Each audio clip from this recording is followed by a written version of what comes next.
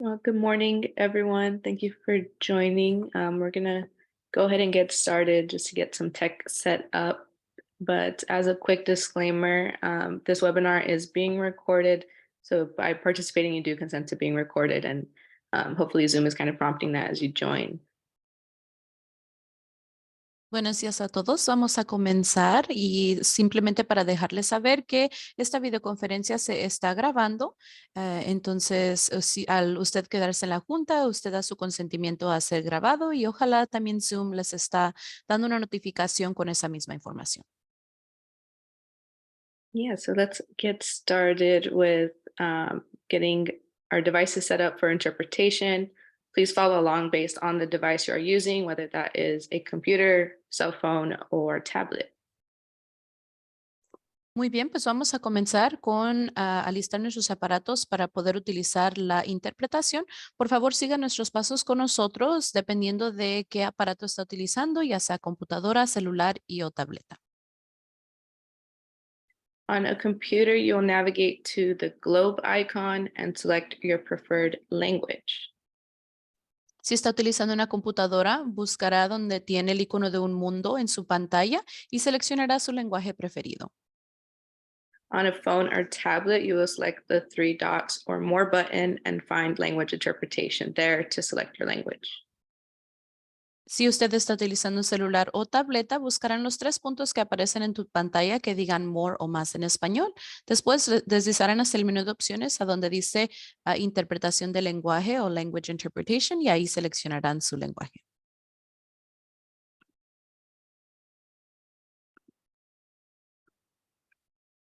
And we will be turning on our interpretation now.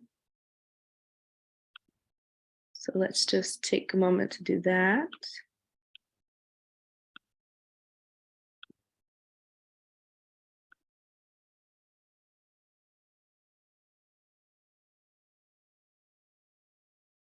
And you can find your channel the same way we directed. If you have any questions, please message in the chat so our team can help you.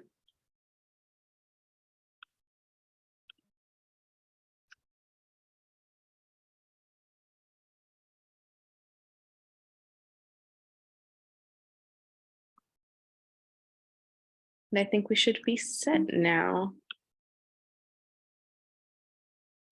And tonight or this afternoon, we'll be having some Q&A, so feel free to use that button as well to drop questions throughout the presentations. And again, we'll have time at the end to get to those questions.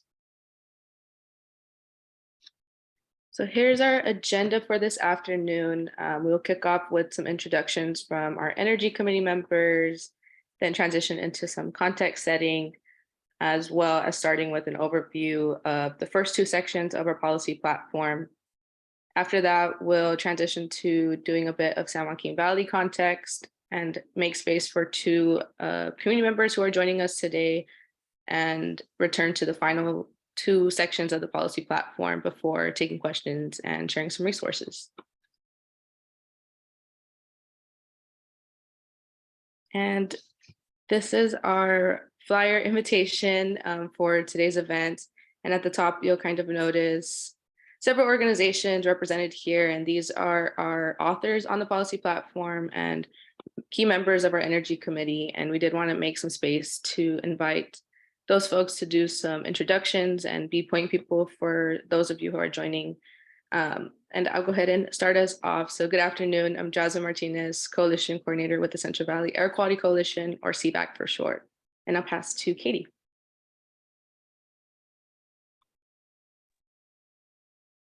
Hello, I'm sorry, I'm unable to start my video. Jasmine, I'm Katie Valenzuela, a Senior Policy Advocate with the Central Valley Air Quality Coalition.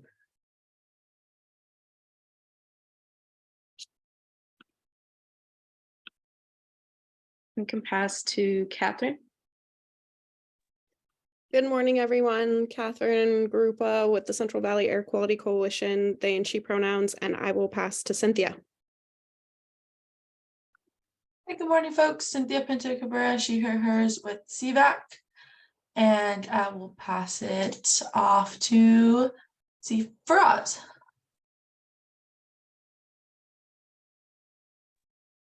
Thank you. Hey, everybody. Faraz Shersby, pronouns he, him, campaign and policy manager at APEN, Asian Pacific Environmental Network, and I'll pass it over to Olivia. Hi y'all, Olivia Seidman, she, her pronouns. I'm the climate policy or one of the climate policy coordinators with Leadership Council for Justice and Accountability based in Fresno. And I can pass it to Martha Dina. Hello, my name is Marta Dina Argoy. I'm the Executive Director of Physicians for Social Responsibility Los Angeles. I should use she, her pronouns, and both our local LA chapter and many of our sister chapters all over the country are working on CCUS issues from a public health perspective. Thank you.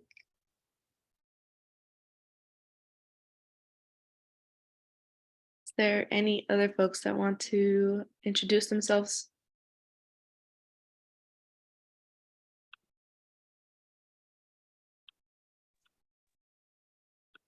This is Eric Roman, Director of Strategy and Campaigns, also with Physicians for Social Responsibility Los Angeles. I use he and pronouns. Good to be with you this morning. Hi, good morning. I'm also having trouble with the camera. So my name is Rocio Madrigal. I'm with CCEJN.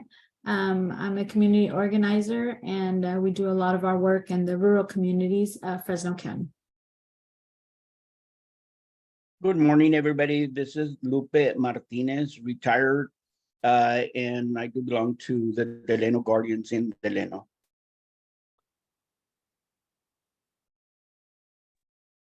Morning, everyone. This is Dan Rest, staff attorney for the Center on Race, Poverty, and the Environment, located in Kern County, Oneokit's land, and I do statewide oil and gas policy and climate policy, including carbon capture.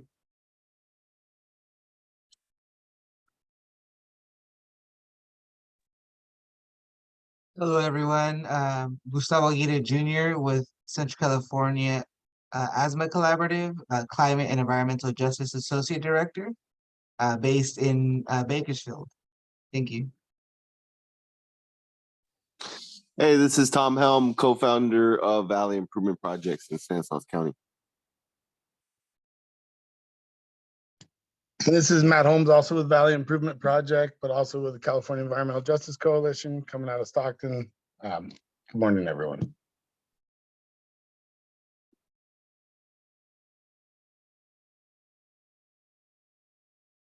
Any other folks that want to?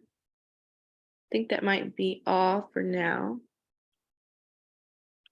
Well, thanks, everyone. And I'll pass it back to Katie to start us off with context setting. Thank you. And thank you all for joining us. And we figured we got the videos on. So hi, everybody. Nice to see you all. Thanks for coming. We wanted to start briefly with some framing of what our group's interests are, high level. You know, when we talk about CCUS, this is an unfortunate position we've all been put in that doesn't align with our values and goals as the environmental justice movement. And the root of this really comes down to the overburden pollution that is happening in our communities and our continued call for broader action, more systemic action, and true just transition away from fossil fuels and towards the future that we all need. On the next slide, Jasmine, so to give some data and a finer point to what our concerns are with technologies like carbon capture. The facilities that are emitting carbon in our state are overwhelmingly located in communities of color. And this is in direct result to decades, and some would say centuries, of very racist land use policies that have segregated communities of color away towards more polluting sources and away from opportunity. We are more likely to have the older facilities. We are more likely to have bigger facilities. And the reason why carbon emissions is so important is because carbon does not emit on its own. It emits with co-pollutants, particulate matter, all sorts of things that directly impact our health. So our call for environmental justice is really a call for direct emissions reductions in our community, which means investment, which means a just transition for our communities, and which means actual direct emissions reductions at the facilities in our communities. Because without that, we are not going to see the public health impact, and we are not going to see the economic transition and all of the things that we need. So there have been several bills that have passed at the legislature, including AB 32, that outline specific protections for environmental justice communities intended to help us confront and give us a seat at the table as we inform these climate policies.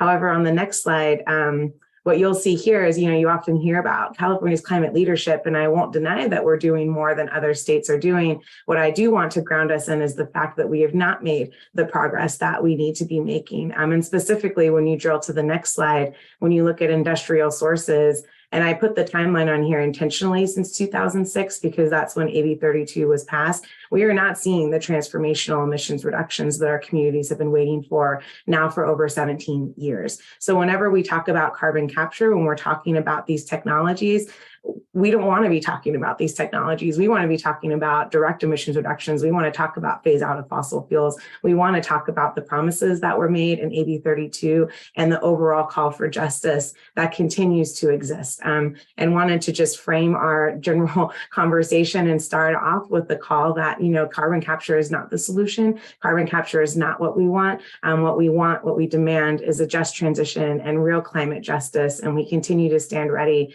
to embark on those conversations with the legislature and with all of the partners here on this call about how we can best achieve those ends.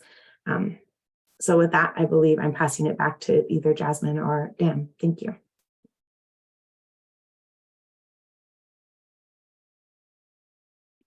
It'll be passed back to me. And here's a quick snapshot of our policy platform that we did link as part of the invitation to this event. It is also available on our CVAC website. And you may notice additional logos from the flyer present on the top of the document. And these are our endorsers who have signed on in support of the platform's positions. And this platform is really an evolution of our 2022 version that many of you may be familiar with, that we circulated last legislation cycle. And as Katie mentioned, this is really meant to start a conversation about our aligned positions on CCUS. And to start that conversation off, I'll be passing it to Liv.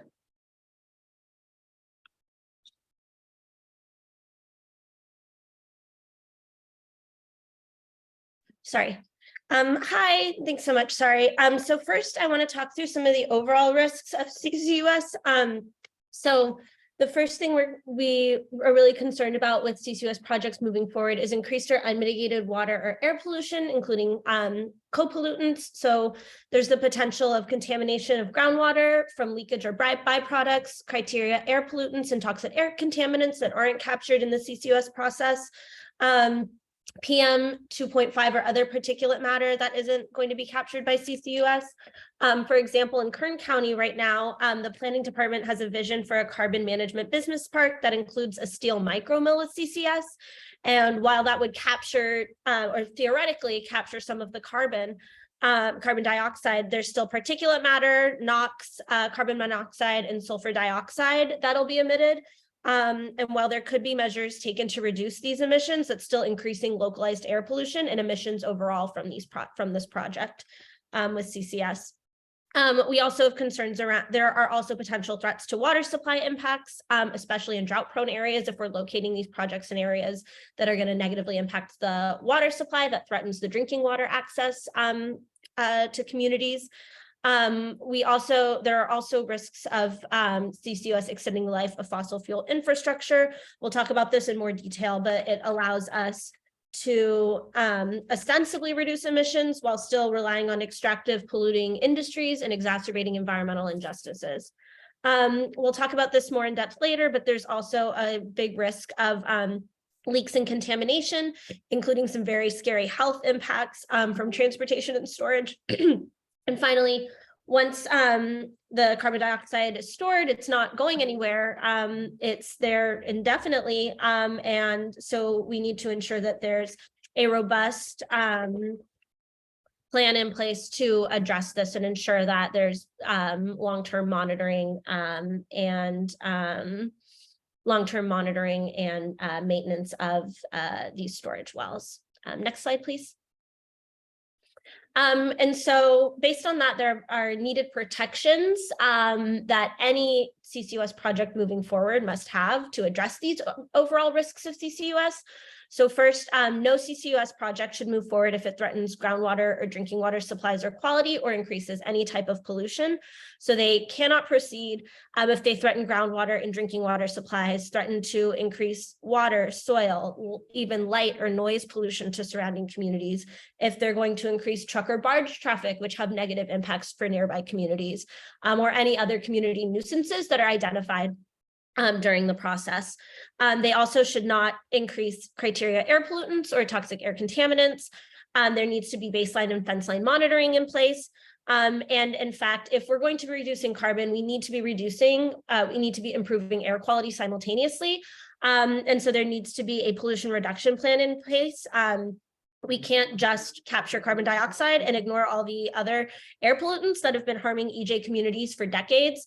So there should be measures to ensure that they're not just not increasing pollution, but actually reducing co-pollutants as well.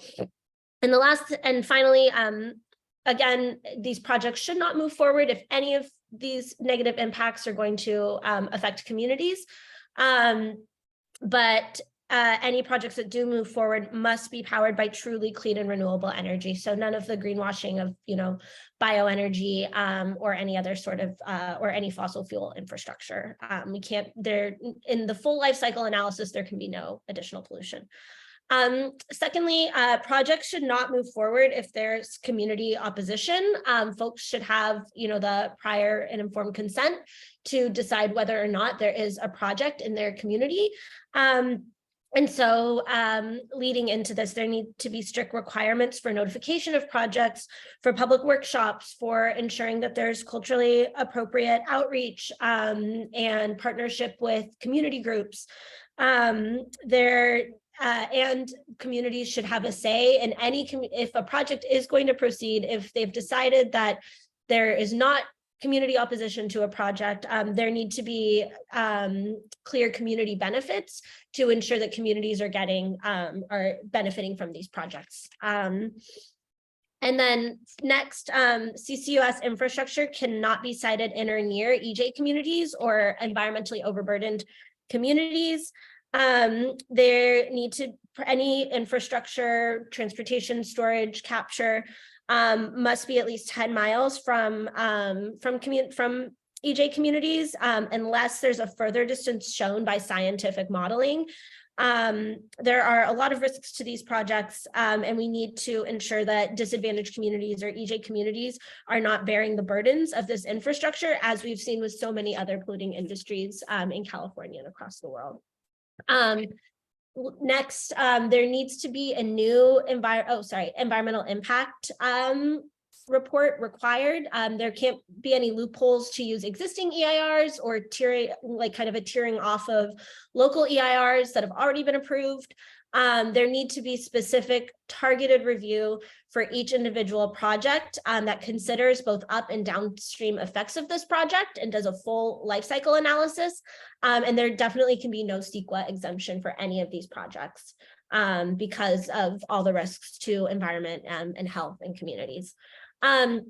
Finally, as I mentioned previously, one of the risks is, once you store carbon, it's there indefinitely, and there need to be financial assurances to ensure that we're not relying on the solvency of one individual company and for there to be long-term monitoring. So there needs to be guaranteed monitoring for at least 100 years after the carbon's been stored. And so relying on bonds, strong third-party insurance, basically measures to ensure that, if a company goes bankrupt or goes out of business, we're not just leaving this site here with no one monitoring it. And these there needs to be a consistent financial responsibility that must be responsive to continuous reevaluation of costs for monitoring and remediation, leaks, other harms. Unexpected costs will likely arise, and there needs to be a plan in place or financial assurances to ensure, or there needs to be a plan in place to account for those unexpected potential costs. If there's a leak down the line, there needs to be funding to cover that. And the financial assurances really need to ensure that, they are responsive to potential community harms down the line, and can respond to those and solve them. So next slide, please. So then we've talked a little bit about the overall risks of CCUS projects, but I want to talk specifically about the capture piece. So when we talk about capture, what types of facilities are we actually capturing CCUS at? And there are a lot of risks of using this technology, this very unproven technology, in sectors that will extend the life of fossil fuel infrastructure. They're, again, not addressing co-pollutant emissions. We want to emphasize that the use of CCUS on certain industries really risks relying on climate strategies that exacerbate environmental injustices, including extending our reliance on fossil fuels rather than focusing on renewables or other measures of decarbonization.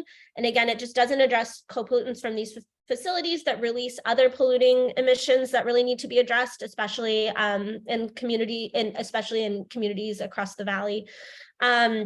And in other EJ communities in the state. And while we're skeptical of CCUS ability to help meet climate goals in general, if, as proponents say, and this is a very, very big if, it's necessary for quote unquote hard to decarbonize sectors, then why are we proposing to use it in sectors that can easily be decarbonized? And so really, ensuring that we're not relying on this, again, unproven technology that doesn't address a lot of other issues in sectors that we could easily decarbonize otherwise. Next slide, please. So there are a few sectors here that we, definitely should not be using CCUS. There should be prohibitions on CCUS in these sectors, and they should never be candidates for CCUS projects. The first is refineries. So refineries are very complex, large complexes that have many units that emit CO2. And as Dr. Jennifer Wilcox at the DOE said last year, it just doesn't make sense. If you're capturing at one unit out of many, that doesn't really affect overall pollution and pollution at the other units, and widespread pollution control equipment installation would compromise maintenance and safety at these. And again, we really need to be phasing out fossil fuel infrastructure. We can't continue to rely on it.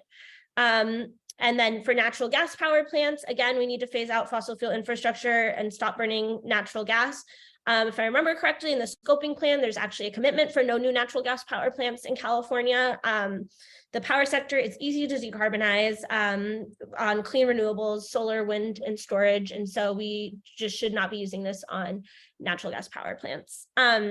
Next is BECCS, bioenergy and carbon capture and storage. And first, BECCS actually increases emissions. It's a net emitter of carbon if a life cycle analysis is done. And you can see, and you can see in the graphic here what that actually looks like. The industry claims that BECCS is, sucking in CO2 and then going into the power plant and storing it. But in reality, we're actually losing potential sequestration, increasing fertilizer use, increasing emissions of transportation. And then emissions from biomass processing is still releasing some CO2, and then some of the stored CO2 also leaks back into the atmosphere. So this graphic really clearly illustrates how it's actually a net emitter. And then secondly, planned BECCS facilities are mostly on or are all on existing biomass plants that have shuttered because they were not economically feasible. They were top point sources for particulate matter. And so it just doesn't make sense to be reusing these plants with BECCS.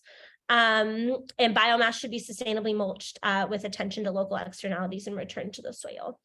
The next one is waste incinerators and chemical recycling facilities. Burning garbage just generally pollutes air and water. And even when some of that CO2 is captured, there is still CO2 emitted.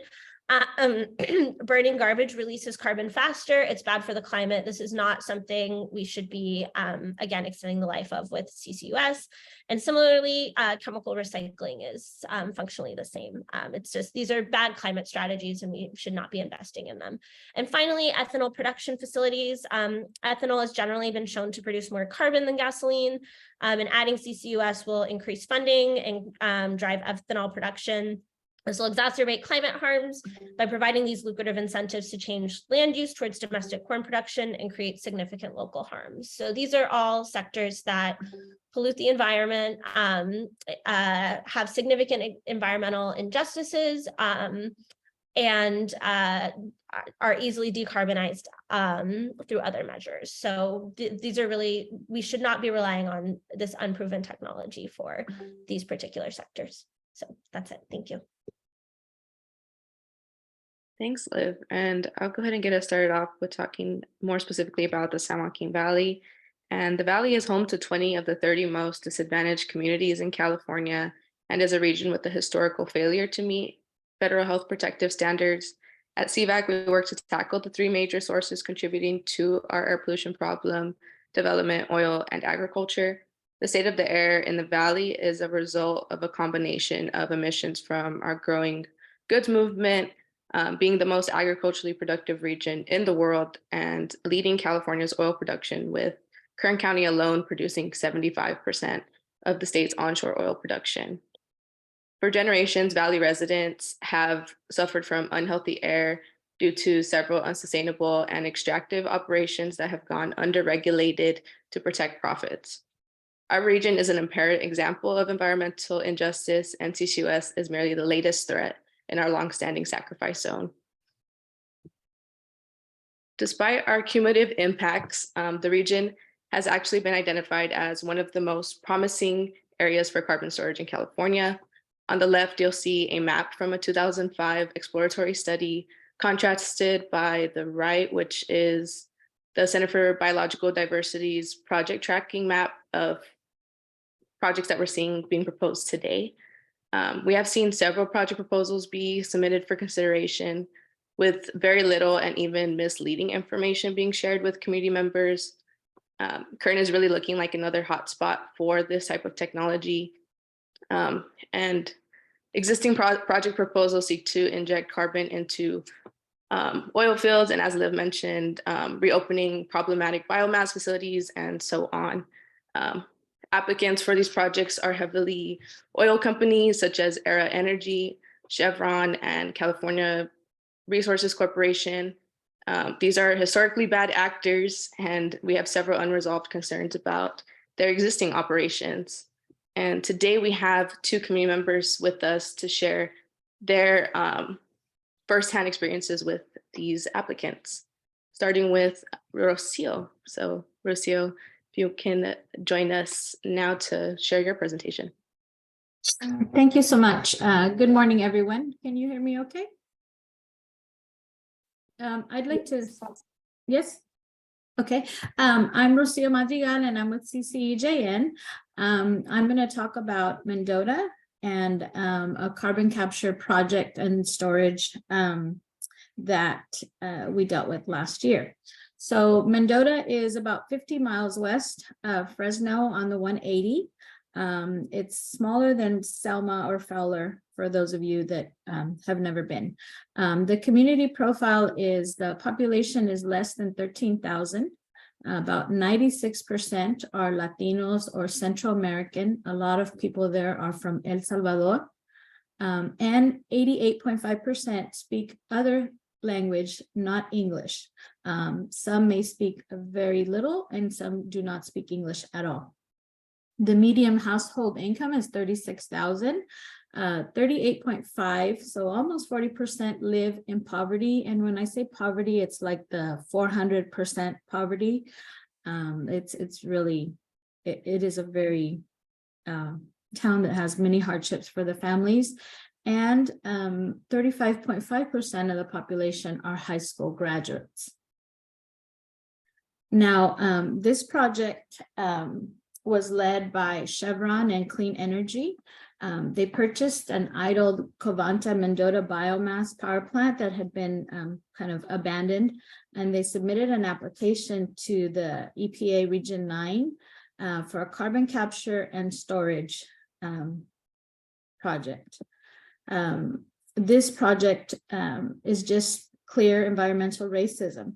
If you look at the Surreal report, 1984, it recommends that towns like these and other small towns are where we should dump the hazardous waste. They target small rural communities, which Mendota is a rural community, low income, which I just stated is under 40,000, medium income, older people, people with a high school education or less. Some residents, a lot of agricultural workers there, some of them do not have a lot of education at all.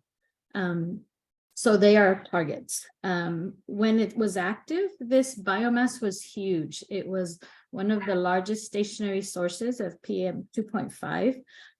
If you can imagine Fresno County, Kings County, and Madera counties, PM 2.5 combined, that's how large this biomass is. It's dormant right now, but they proposed that they convinced city council that this was a way to get on the map, that this was a good thing, that Mendota would be known for starting something good, which we know is the opposite.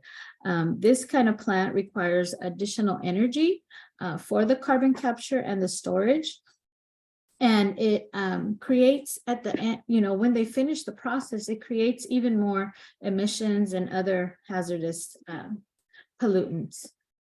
And an additional reason why it was just a horrible place to choose for a project like that is it is about half a mile away from a mobile home park and half a mile away from two big schools, which is the junior high and the high school in the town. So at least 5 days a week when they're in school, if this were to become active, they would be breathing this and be at like half a mile. So I heard somebody say about a 10-mile buffer.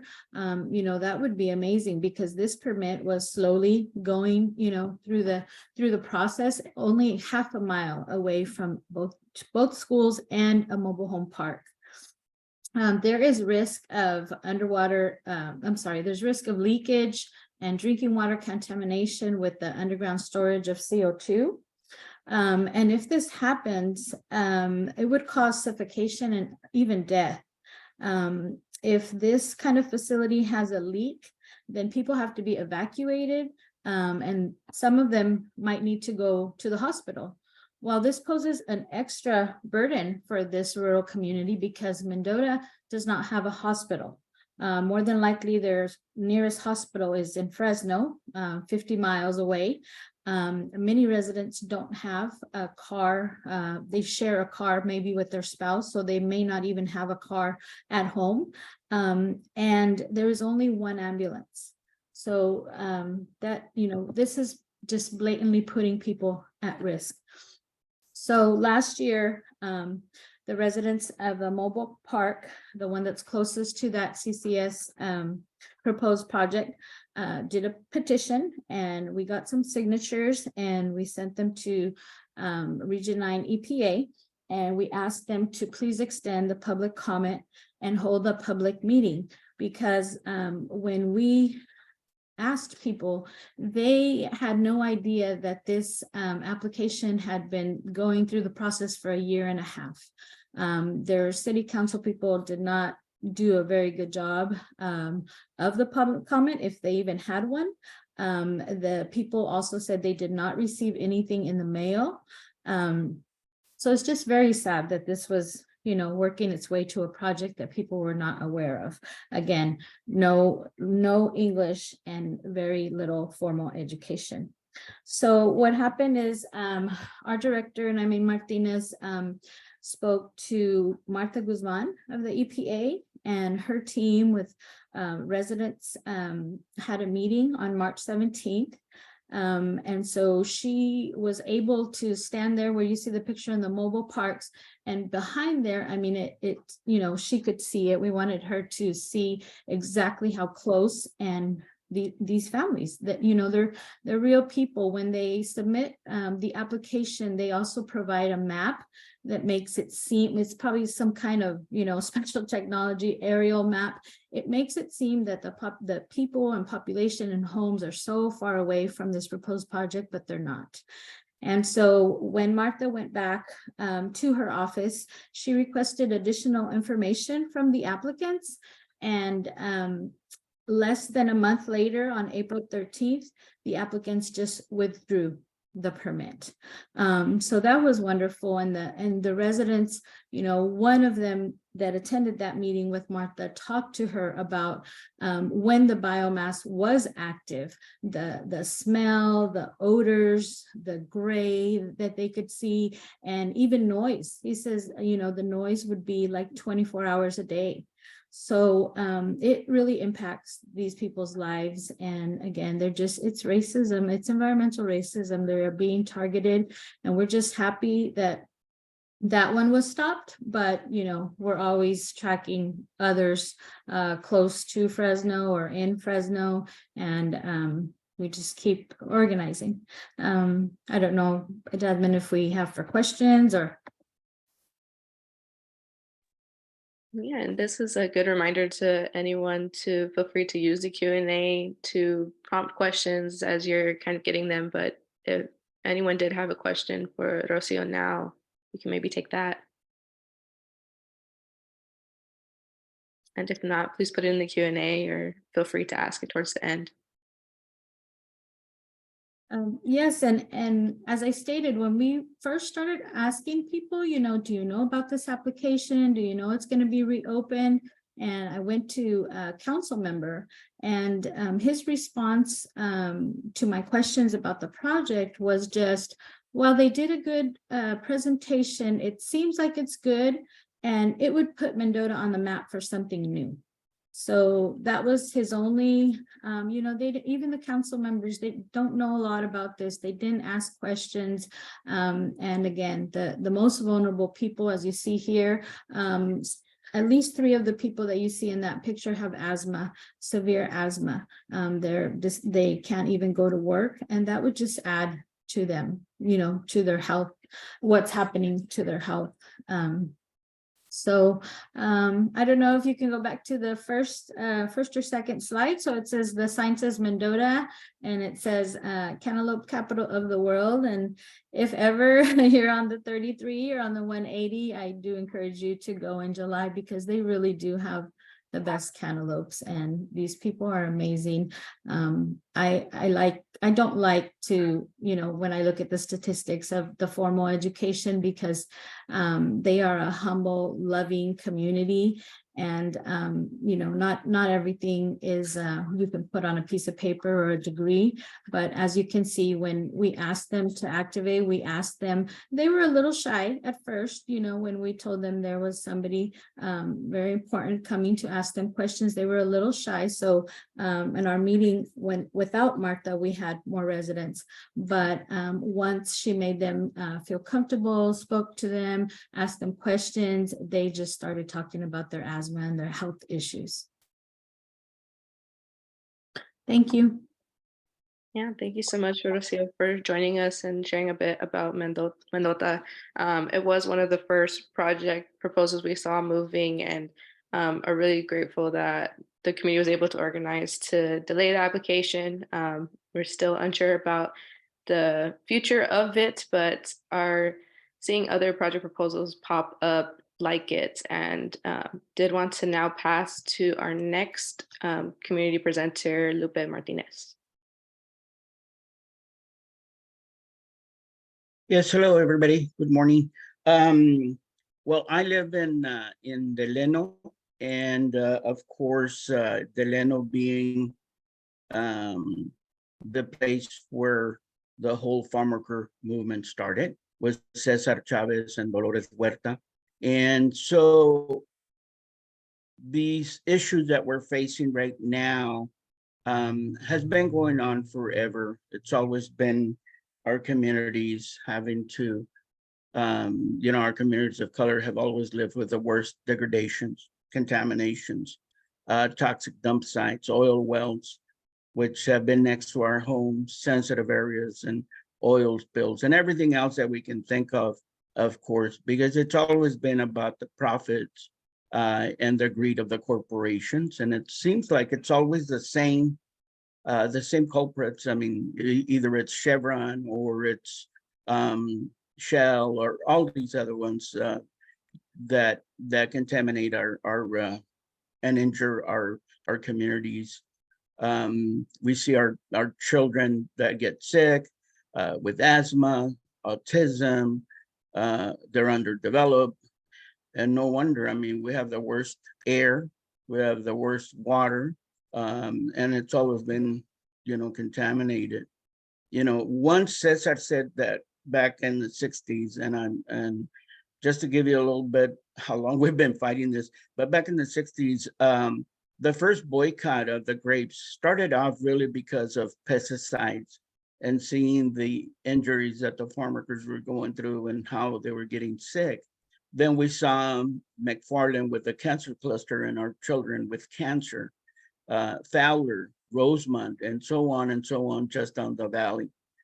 As a farm worker myself, and I used to spray at this company that I worked for, they used to tell me back then that it was medicinas para las plantas, medicines for the plants.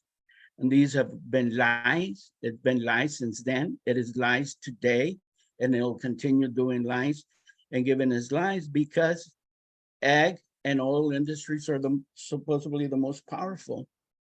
So my concerns have always been that, we've always been told that everything is safe, and it has never been safe. When we look at it, and 60 years later down the road, we still have trouble. We're finding, pesticides, chemicals in our waters, and Delano has had some real problems with arsenic and all kinds of other things. We've got a plume downtown that is with the TCE, PCE. And so right now, we've been able to move DTSC to start doing the extraction of those contaminants downtown finally. But the biggest concern that we have right now is that, of course, the Covanta. We have a Covanta here, and it was a biomass power plant back then when it first started. And when it first started, they told us, but the community at that time didn't organize at that point, or we probably didn't listen well, was the fact that they told us that there were going to be probably a lot of respiratory issues and other health issues. But still, it opened and it kept going. Finally, the biomass had to close down because they weren't able to compete, with all the other thing. I mean, with all the other stuff in producing the electricity, and then of course they didn't get the funding. So recently, of course, has been that they're looking at the Covanta here in Delano, also starting it out for carbon dioxide injections, and so we're keeping a very close look at it since we know where is that safety. I've been told for the last 60 years, how safe everything is, and everything is always a problem. Down the road, it happens, we made a mistake.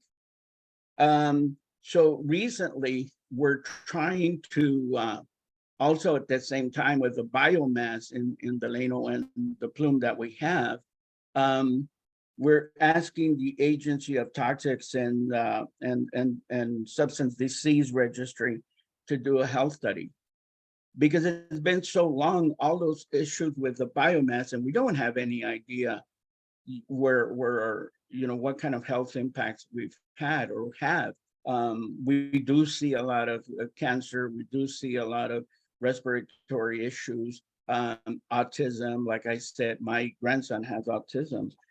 So living here is something that we are always going to have to do, is to stay on top of it because of the industries that pretty much have a stronghold in our communities, and not just Delano, but all the other communities.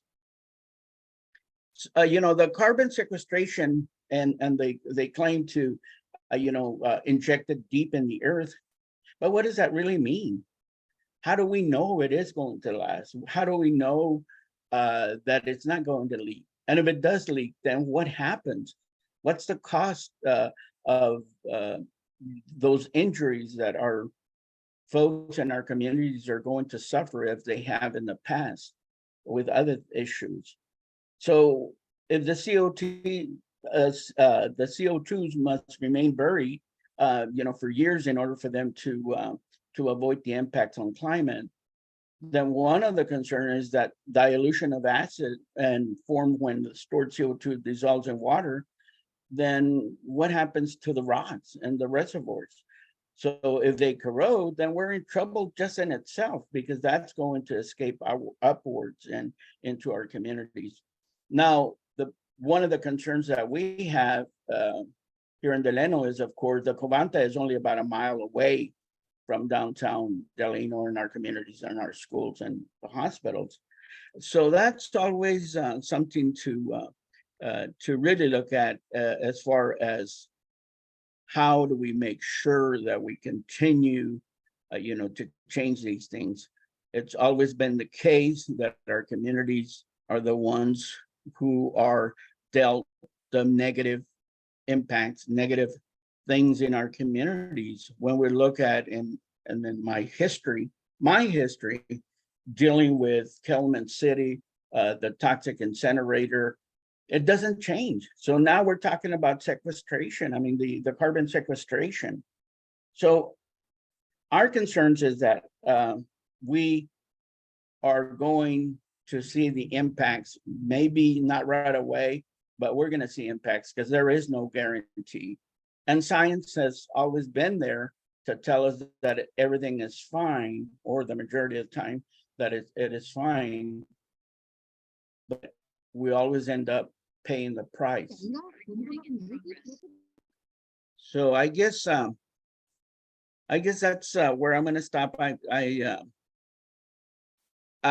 know that we all have our issues in our communities, but we can't stop the struggle. Thank you. Thank you, Lupe, for joining us and for sharing about Delano. I think that in both of your Rocio's and your presentations, we are seeing just the biomass, and the reason why we did put that in the platform. It is a major contributor to PM 2.5 in the valley, and we hope to reach attainment one day. We cannot continue to allow facilities like this to operate in our communities. And next, we'll be transitioning into our next two sections of the platform, and I'll be passing it over to Dan. Thanks, Jasmine. And thanks to Rocio and Lupe. The work that y'all do in your communities is just incredible and so valuable. And before diving in, just wanted to take a quick second to say, like, we're fighting these projects as they pop up one at a time, and we're going to keep doing that. And you can see in Mendota, we can win. But these are tough fights. It's really hard, and there are a lot. There are dozens of projects coming, and that's why we really need like statewide policy to help protect our communities. We can't do this alone, so we do need help from state policymakers, including the legislature and the agencies. Turning to storage. So just want to address big picture, the risks of storage, and Lupe alluded to this as well. You'll hear from operators, oh, don't worry, it's safe. We don't know that. There's actually no way to know it, not over time, but even in the short term. It can't be measured how these things are leaking. So it's really tough to trust these promises that people really can't promise, or not confidently and honestly. Now, if the carbon dioxide leaks from the storage reservoir, one of the big risks here is, well, we're trying to get the carbon dioxide out of the atmosphere. It's going to go right into it. And so we spent billions of dollars to get it underground, and it's just going into the atmosphere anyway. So kind of not great climate policy if it's leaking. But as Lupe mentioned, as it leaks up, it's not just going to the atmosphere, it's also going into the water, and it forms carbonic acid. Now, carbonic acid is safe to drink. It's in soda, it's anything with carbon dioxide in it. But you probably shouldn't water your plants with soda.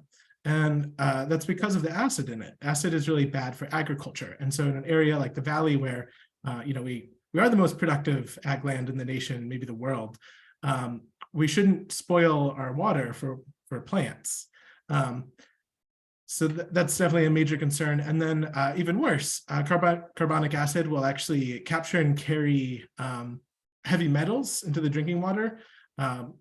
Arsenic, for example. There's already arsenic in a lot of the water around here. This has a high potential of introducing more arsenic and other heavy metals into the drinking water. So that's not great, especially in an area where we have very serious drought issues that are already confining both agriculture and community growth and access to water. Next slide, please. And so this is an image from a US EPA showing some of the leakage pathways. Just name, Kern County in particular, there's 100,000 holes in the ground from where we've been drilling for oil. And yet we're being told, oh, don't worry, the carbon won't escape through the holes in the ground, even though we know that those holes right now are leaking methane that's visible from space with our satellites. This is happening at scale. This is a huge source of climate pollution right now, the methane leaking from the wells. And now we're going to introduce more pressure, which will cause more methane leaks, as well as leaks of the carbon. And you can see in this picture, it's a little small. I'm happy to share if folks reach out. But it'll leak up the well paths, both from the injection wells and then I think a little more insidiously from all of the oil wells around it. And many of these are capped wells, but they're capped a long time ago when we didn't have good regulations, or even now when the regulations aren't great or they weren't followed perfectly since our regulator doesn't do a great job. And more of these are idle wells that are just sitting there for years and years, decades in many cases, just expecting them not to be leaking, even though we know they are. There's also fault lines that things can leak through, and just holes in the storage strata where they can leak up into groundwater and into surface water. And of course, when there are earthquakes, which, California, so there are earthquakes, we expect there to be further leaks up towards surface water and groundwater as a result. Next slide, please. So one thing we need to do is learn more. We really don't trust the guarantees from the oil industry, who are the ones who've done the bulk of the research here, as well as their captured education institutions. They fund all of the research on this, basically. And so, you have a lot of questionable research, and we need good research from independent parties to really look at what can we safely store in California, and what's the safe rate for storing it. If you store too quickly, you're going to increase earthquakes.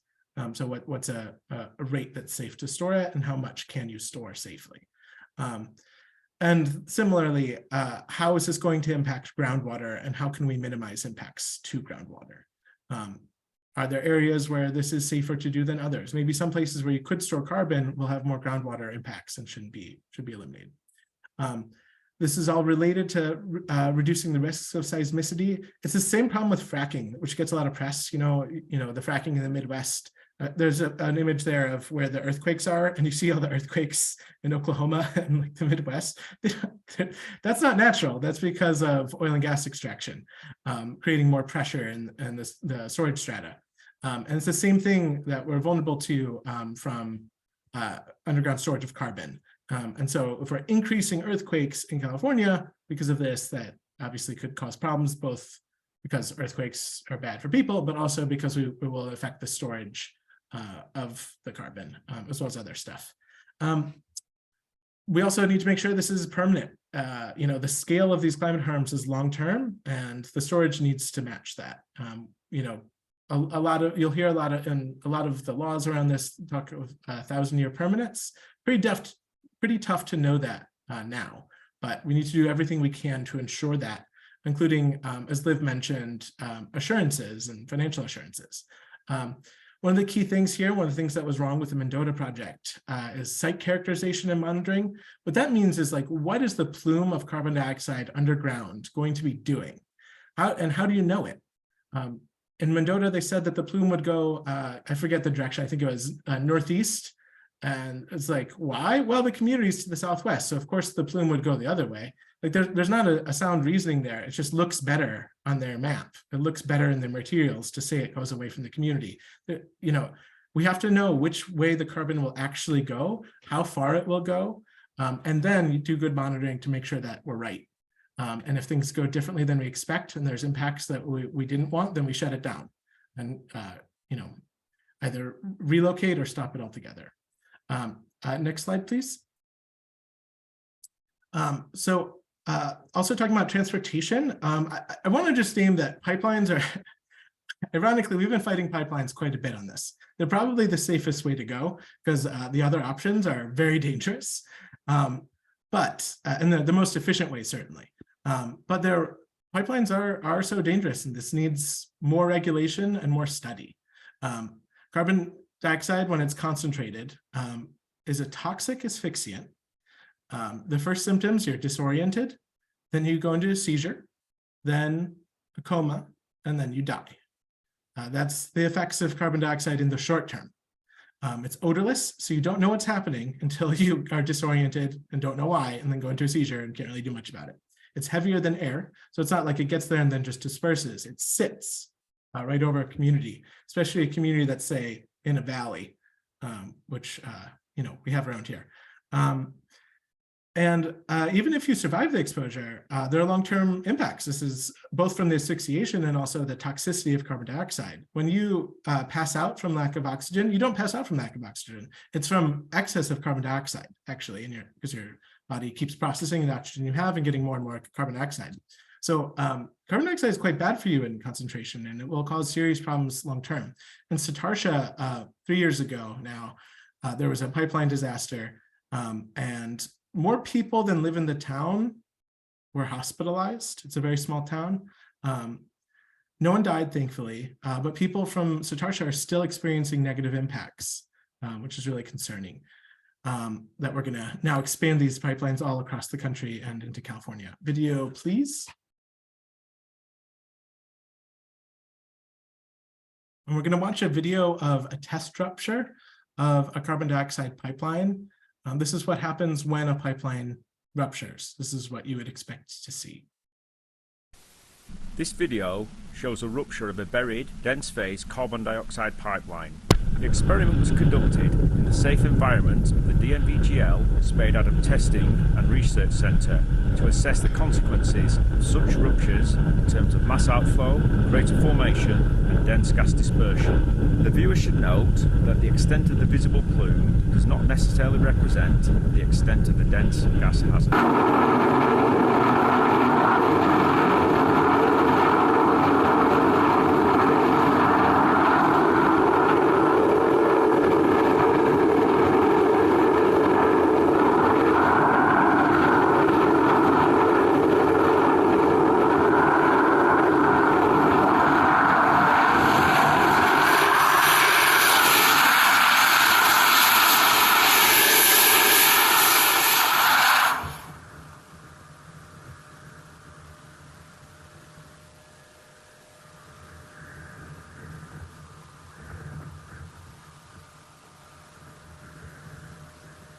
I think I see this video a lot in my mind's eye. You know, when I go to sleep at night, I see this video. I think about what will happen in our communities when this happens. Under the current regulations, I think we're likely to see this again, like what happened in Satartia. And I don't want that to happen here. I don't want that to happen in Delano, where I live, where Lupe lives, where communities live, other places throughout the valley and the state. People will die, a lot of people potentially. So yeah, we should prevent that, which is what we're going to talk about next. How do we prevent this? So next slide, please. So one thing is there's a federal rulemaking in place. The federal regulator, PHMSA, after the Satartia incidents, they did an investigation and they found that in part the issue was their own regulations not being good enough. The PHMSA regulations came out in the 80s after there was a natural disaster of carbon dioxide when 1,700 people died all at once. And they said, oh, we should probably regulate that, and created some pipeline regs. But they haven't been updated since the 80s. And we've learned quite a bit since then. So we know that there are gaps in the regs, and California has adopted the federal regs, kind of. There's actually some other holes in California regs. But we actually don't know enough to fill some of the gaps that we know exist. There's knowledge gaps in addition to regulatory gaps. And so we need to do some research, which is underway right now. For example, looking for an odorant for carbon dioxide, so that you know what's happening when you start, getting disoriented and going into seizure. Like you can call an emergency number and say, hey, there's a leak of something, I think it's carbon dioxide. By the way, first responders right now, you can't drive your vehicle into the cloud to rescue people because you can't do combustion. So unless you have an electric ambulance, there's no getting in. Yeah, it's an extra risk that needs to be figured out through these regulations. And the federal rulemaking, we expect to get more stakeholder engagement. If it's just California, not everyone's going to come to the table. The federal will see a lot of national groups. There's a great nonprofit called Pipeline Safety Trust. To my knowledge, they don't intend to engage in the California rulemaking, but they certainly are in the PHMSA rulemaking. We want to benefit from their expertise. And we would support the state augmenting the federal regulations, but not replacing them. The state, you'll hear from state regulators that they know what they're doing. I'm not confident in that. And no offense to regulators who are on this call or watching it later. I haven't seen anything that makes me confident that you have the knowledge to do this safely right now. You haven't talked about the knowledge gaps. The CNRA framework, so Natural Resources Agency released a framework to the legislature as required by SB 905. And it did have some good things in it. I don't want to say that, this was all awful. I'd say that knowing what we know, it had a lot of good stuff, like of the available knowledge. The problem is it didn't recognize what it didn't know. And it didn't name the things that need to be figured out. It didn't name that we need odorants and don't know what they are. And that's something that we need to wait on. It didn't name that we need to get stakeholders to engage the federal rulemaking. In fact, it said we shouldn't wait for the federal rulemaking. There's a moratorium on carbon pipelines in the state until the federal rulemaking concludes, and the framework suggested getting rid of that moratorium. That's one of the most important protections that we have in our communities, to make sure that we don't have hundreds of people die in a matter of 10 or 15 minutes. And they want to get rid of that. I don't trust people who want to get rid of that. We need to have a really strong federal rulemaking followed by a strong state rulemaking. It may take time. I'm sorry that we're missing, an extra year of work on this maybe, or however long. We need to make sure this is done safely, or it will not happen ever again. You get hundreds of people dying from this, and you expect that not to impact your carbon management plans. Nuclear reactors stopped because there were horrible disasters, right? We don't want that to happen here. You shouldn't want it either, even if you're a big CCS proponent. This is so dangerous, and we need to slow down and do it right. And I think that's a really big issue. Now we go into detail in our platform about exactly what protections are needed, based largely on the Pipeline Safety Trust reporting on this. And can go into that. Mentioned a few of the things, but I don't want to get too bogged down in details on it.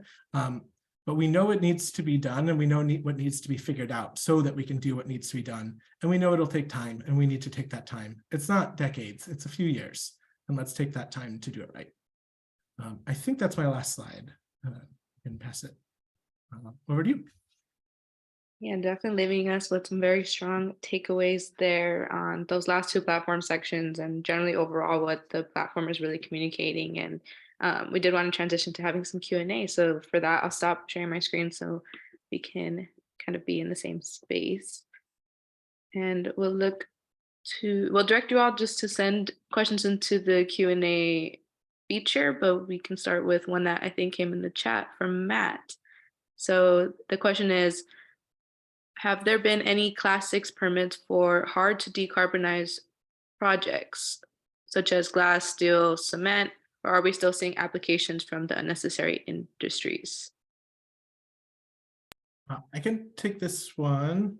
So Class 6 permits are underground injection permits for carbon dioxide. And as far as I know, there has been one permit application being developed. It hasn't been submitted.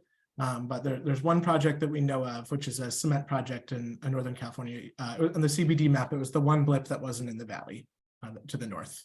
There's also one to the south a little bit. Yeah, I think there's one that's being developed. It's pretty small, but it is moving. Matt, did you have any? Yeah, just that the justification for all of these incentives and all of these projects has always been that you know, there are some industries that have to go forward. You know, there's no climate resilience for Stockton without cement, and cement is a hard to decarbonize industry. But the only people looking for these permits and these incentives are people that know how to hustle government welfare, and they're oil and gas and biomass folks. And I think, just as Dan was pointing out, a disaster will jeopardize any potential benefits of carbon capture. You know, spending all of these incentives on industries that should just clean up their act is also another threat to the potential of carbon capture projects. Why aren't we targeting the industries that are hard to decarbonize? Why are we just allowing people to show up at their own convenience and eat from the trough? And really what they need to do is reduce their emissions. So it's a really a cynical pattern that makes it hard to, you know, I've said this before, I don't think we have the cultural capacity to deal with climate change. So I'm all for engineered solutions. I just think this one reveals how sick the incentive culture is in California with the feds. And that, you know, even if you want one of these projects to move forward, the Mendota project's a perfect example. That's not gonna get through a Title VI complaint. They're gonna be increasing pollution in overburdened communities in the non-attainment region. And it's a non-starter. We're all spinning our wheels on this instead of being out there with a shovel planting trees.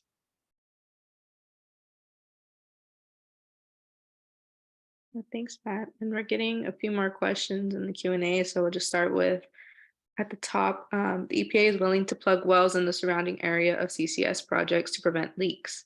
But why didn't they plug leaks when health was the issue, only when profit is involved?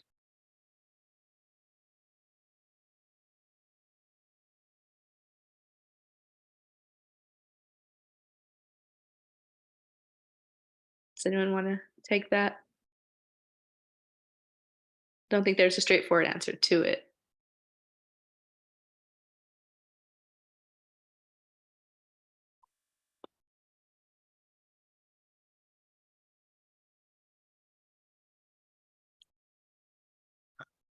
I mean, I think the question reveals its own answer. It's because of the profit. The only thing I'll say in their defense is that I do think US EPA is taking other steps on oil well remediation. There's a bunch of federal money coming to do oil well remediation. Now it violates polluter pays, so it's not the best. We're bailing out oil companies for their cleanup obligations, but we are taking seriously the problem, or the feds are taking seriously the problem of wells in communities and across the country, and are also taking other steps on methane pollution from the oil and gas sector. And I'll jump to our next question while also quickly noting a resource shared by Marjane. This is a paper from the British Medical Journal regarding health effects of large CO2 release, which occurred naturally in 1986 in Africa. So we can plan to share that out in our follow-up.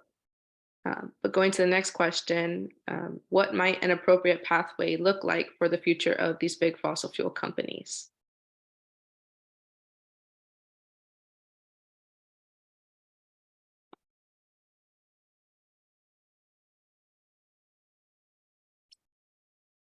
Any panelists want to share a bit about where your organization might stand there?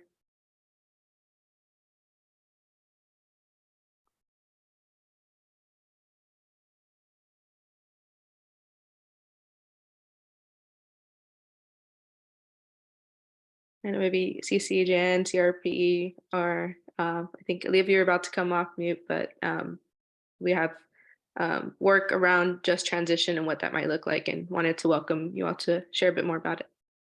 Yeah, I can start, and then Dan, if you want to hop in, or anyone else. But I think, you know, we really have to ask ourselves if, if, you know, we want to continue to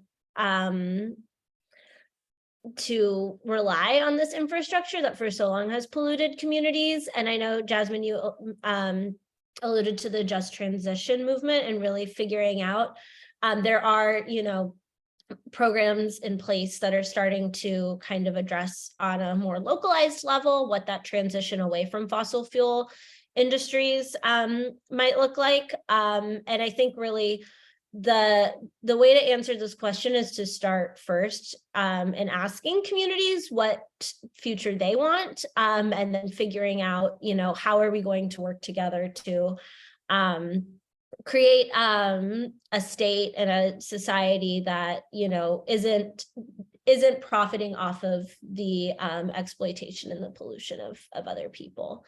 So yeah, I think that's not a great answer to this question, but I think, yeah, I think a localized approach on this oftentimes makes sense in terms of addressing how are we going to address the needs of communities that have, you know, been exploited by these big fossil fuel companies for so long. I do want to add one bit, because I think, Liv, you did a great job answering the question of what we do when we transition from fossil fuel societally, but the question being like, what do we do for the companies that are transitioning? And I think, you know, the workers at the companies, we do everything we can to make sure that they have a good path forward. They have served our society, you know, they provided us energy, and that's, we should honor that. They're often low income, or there are other opportunities would be lower income in many cases, and they you know, don't necessarily have great education. They're often people of color. So yeah, let's work to make sure that they have a path forward. The companies themselves, though, we don't know them anything. They're evil companies that have done horrible harm in the world. They have denied climate change, and now they're seeking to delay action with CCS. They deserve to die, and they should be slowly phased out. And as far as we consider corporations people under the law, those people should be put to death. The actual humans that are the workers at the company, support them, make sure that they have a way forward. The communities that rely on that revenue and taxes and jobs, support those communities, but the companies, get rid of them. This is my thought, that we need to work with our communities first to try to gain the trust from all the agencies that have screwed us over for years. And so to go to the community and say, this is what could happen, and this is, but don't worry, it's going to be okay, is not an easy thing. I think our communities, you know, will have a real hard time with it. And so that's, I think, is the first thing that we need to figure out. And then the second thing is, as Dan just said right now, these companies have used, abused, taken the money, done what they want with it. And in the end, we're back again to the same circle in trying to figure out how we save them in the name of economy, and the name of making sure that, you know, those workers continue to survive. I mean, to be able to make an income for their families. So we're in a situation where, even with the federal agencies doing and pumping in a lot of money, is not always the answer. It certainly has not been the answer. We're still in the same situation. We still have, you know, Buttonwillow. We still have all these other communities. We still have all these other problems. And the problem that I'm seeing, this is myself personally, the more that I live, the more that I see that the things that we did, like I said a while ago, many years ago, pesticides or whatever it is, it's coming back to hunt us. We're seeing the fires. We're seeing the floods, and we're seeing all these things that Mother Nature is kicking our butt.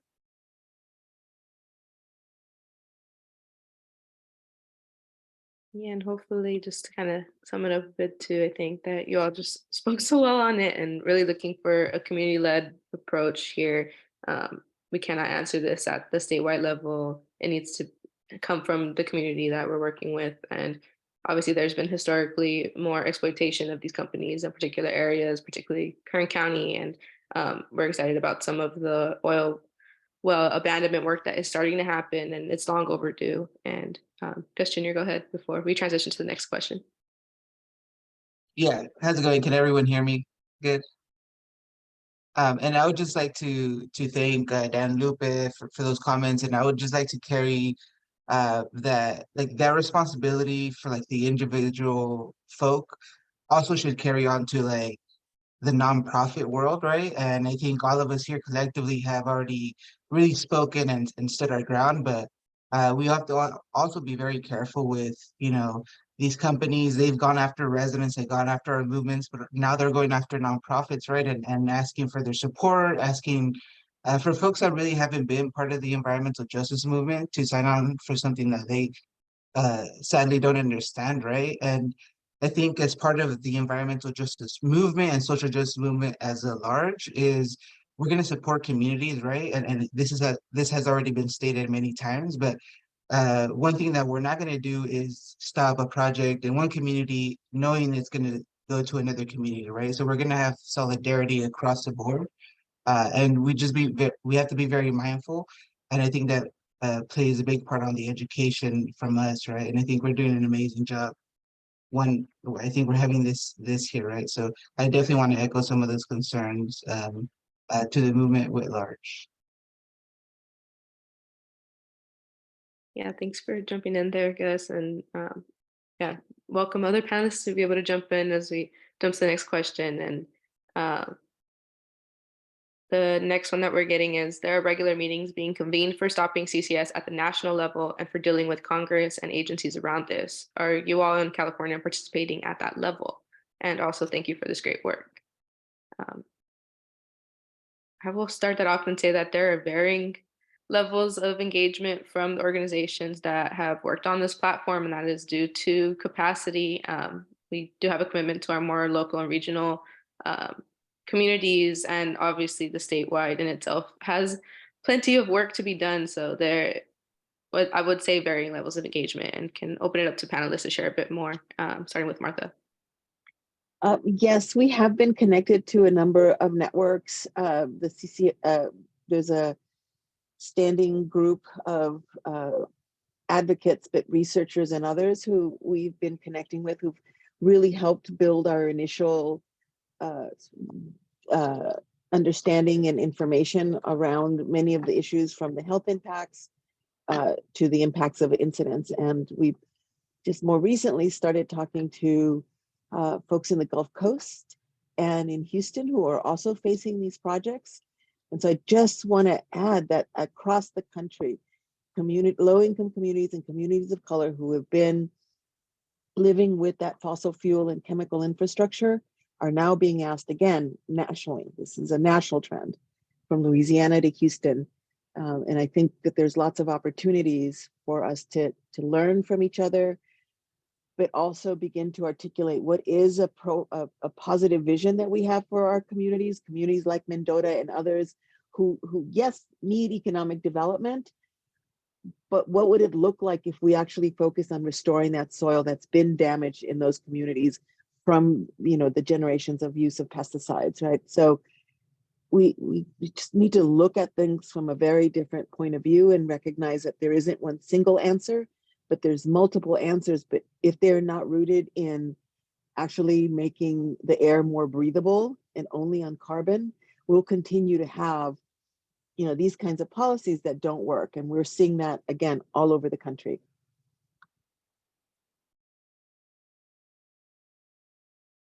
Thanks, Martha. Matt, you want to jump on next? Yeah, I just want to say ditto to everything Martha said, and we absolutely do need a new perspective. But unfortunately, we have an act of Congress called the Use It Act, that's really going to railroad the utilization of carbon storage strategies across the country. And so I worry that our best outcome will be to maybe tame this thing. And I worry that more sophisticated environmental justice communities will really just kick this count downhill on communities that are less engaged. So Martha's strategy about working across communities is really going to be essential, because these projects will take the path of least resistance. But, you know, I've recently joined a White House Council on Environmental Quality task force that, you know, looks like it's going to find ways to get this done, unfortunately. So taming it and shrinking it and right sizing it and gunning for appropriateness is sort of my cynical compromise that I'm afraid we're looking at the federal level, unless we see federal legislation to repeal the Use It Act. And of course, you know, we're going to need lawyers and we're going to need Title VI complaints to tame these projects. So it's going to be dicey, but hopefully that federal conversation can learn from this California conversation. Anything else other folks would like to add before we go to the next question?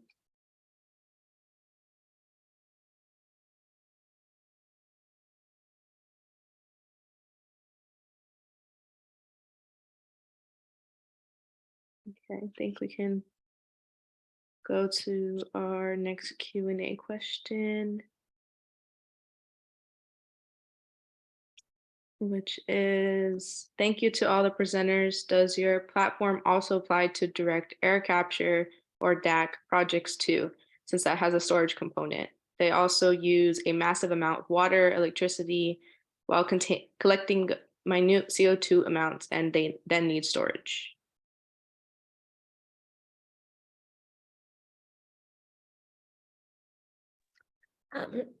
I can start with this, and if other folks want to hop in. We don't have a formal position on DAC at this point, at least as Leadership Council, and I think, not to speak for everyone, but as CVAC, we haven't quite discussed an official position. I will say generally, our position is that we need to be prioritizing direct emissions reductions that address co-pollutants, because even if direct air, you know, if we're over relying on engineered carbon solutions as an excuse to continue emitting in other sectors, that's a huge environmental justice problem as well. And so generally our the platform itself does not necessarily apply to direct air capture, but our general position is that, as speaking for Leadership Council, we need to be prioritizing direct emissions reductions that address co-pollutants and you know, don't extend the life of fossil fuel infrastructure. Go for it, Katie. Yeah, I will just add to Liv's excellent point that, you know, a lot of these direct air capture are going to play into the very same systems that carbon capture will play into. They will use low carbon fuel standard credits to finance. They will potentially need pipelines. They will potentially be storing underground. So while the industry application of it's not attached to like a refinery or something like that is different, the actual implications of this project are still very much aligned with some of the policy concerns that have been raised here today. In addition to just the fact of that overall question, and I want to keep coming back to that big picture question of what are we achieving with the amount of time and money that we are putting into these projects, when what we know we need and what communities have been waiting on for decades is the direct emissions reductions, the transition, the economic visioning, the investment, and the strategies that we know will address this issue at its root.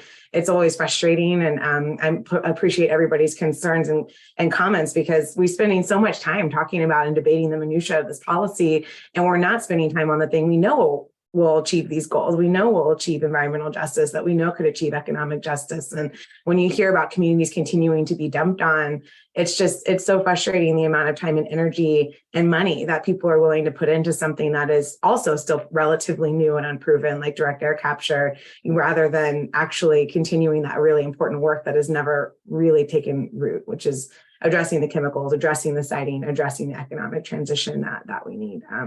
But yes, I think a lot of the big picture, as Matt said, plant trees, build green space, allow people to live close to where they work so that they can have affordable housing and not need to drive. But in the end, direct air capture is still a very new and unproven field. And I know people point to the UN reports that carbon removal may be necessary. And I don't think any of us would object to a safe way to do that. The problem is it's in a web that is inextricably linked from the fossil fuel industry and this broader regulatory scheme that enables these companies to continue doing what they're doing today.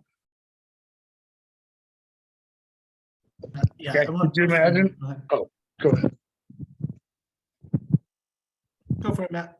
I was just going to say, could you imagine if they showed the same optimism for people and places that they're willing to show for pipes and industries? There's just a surplus of credulity that they lend to an industrial proposal, but we come out and tell them we want to save massive pieces of green infrastructure with a New Deal-like contract with the American people, and all of a sudden, people start calculating the off-gassing of trees, negating the fact that they keep air conditioners off, negating the fact that they knock down air pollution, and negating the fact that they create local jobs that keep people out of their cars. So there's a host of co-benefits that are disregarded when it comes to the investments in people and places that we would all benefit from. But there seems to be some sort of magical thinking around pipes that don't leak. And as a homeowner, we all know the truth. Yeah, I just wanted to add two things. One, on the same big picture, is that this whole conversation is being driven by and developed by fossil fuel companies. This has been the play in the making since long before they stopped denying climate change. The fossil fuel companies developed direct air capture as well as CCS to prolong fossil fuel use. And so whether or not we need to or decide to rely on direct air capture, and CRP is also neutral on it, we need to be very clear-eyed that this is intended as a strategy to prolong the use of fossil fuels. And if it is allowed to be that, it will cause very serious harm, both on the scale of the global climate and fossil fuel frontline communities, as well as, which, by the way, frontline communities, of course, experience the impacts of climate change first and worst, for the most part, too. And then I just wanted to add, because the question was, does the platform apply to direct air capture? Formally, it doesn't, but at least from my perspective, I think for CRPE, and I actually think a lot of us would agree with this, though we haven't formally decided it, the platform, to me, should apply to direct air capture. So, if you look at it, you'll notice there's 4 sections overall, things that apply to everything, things that apply just to capture, things that apply just to transportation, things that apply just to storage. The storage and transportation are exactly the same for direct air capture. You're getting a concentrated stream of carbon dioxide that you have to deal with. And so it should be dealt with safely. And the overall section, we don't want these projects to be increasing pollution, whether it's direct air capture or smokestack carbon capture. And then the capture section is actually just which sectors it's inappropriate for, and then leaving some of the truly hard to decarbonize sectors as, maybe we can discuss. And I think some of us would oppose all of it, and some of us would be like, well, maybe we can talk about it. But I think, so direct air capture, you'll notice, is not listed as one of the areas where we would all uniformly oppose it. So at least open for discussion whether it's appropriate for groups that have signed to the platform. But I think the protections for the whole platform, the overall section, and then the transportation and storage, to me, should absolutely apply to direct air capture. We don't want these things doing the harms that are contemplated by other parts of CCS anymore.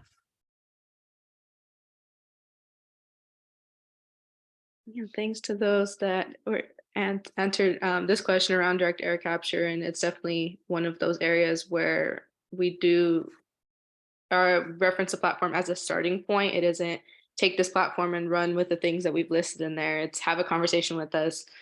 We want to get into a deeper dive, especially as it applies to whatever project is being proposed or whatever rulemaking might be relevant to maybe adding those protections or those different prohibitions. And we are at a minute towards closing our time together, but did want to make time for this last question. But before that, I did just drop into the chat that you can find the full platform available on the website link that I dropped, and do just want to open that door to those that are here and those that will watch the video later, that our organizations do want to talk with you all about this and have opportunities to engage. So always feel free to contact us. And with that, I'll kind of go to the last question, but thank you all just for joining today's briefing, and looking forward to the conversations that will come out of it. But our last question in the Q&A that we have is, are there good examples of potentially harmful, questionable projects that were done properly and resulted in benefits and not extra burden to the local communities, or positive examples to learn from? If anybody wants to take that, but yes, definitely want to reiterate, thank you all to our presenters and everyone that did join. If I may, I just want to say, si se puede. I'm very happy to be here and happy to see a lot of you. And I am so happy that se va a poder.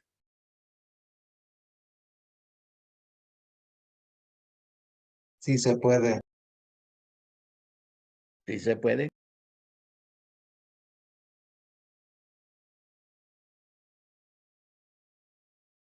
I think we might need to go with the example you're mentioning, Dan, and close there. Lupe probably has it better than I do, actually. I'm thinking of the mulching and composting plant that has the good neighbor agreement as a result of litigation and having done it wrong, and now they've tried to do things better. I wonder, Lupe, if you had better insight, or I can try.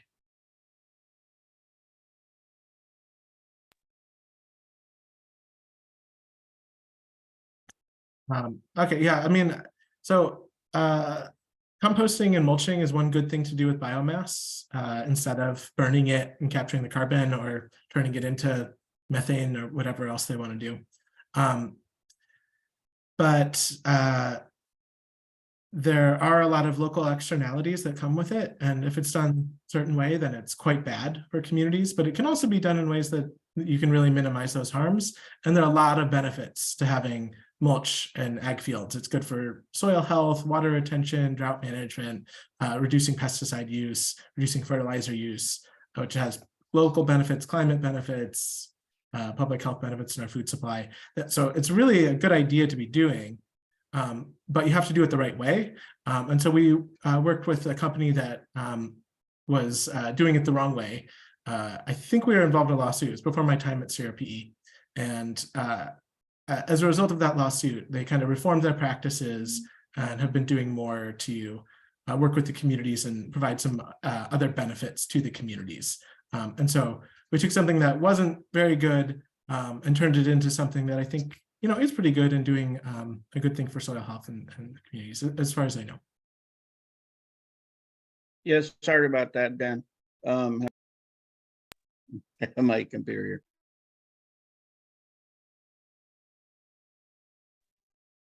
That was the recycling company up in the Arvin Lamont area. And so, but it took somebody else to come in and buy it and take it over in order for things to change.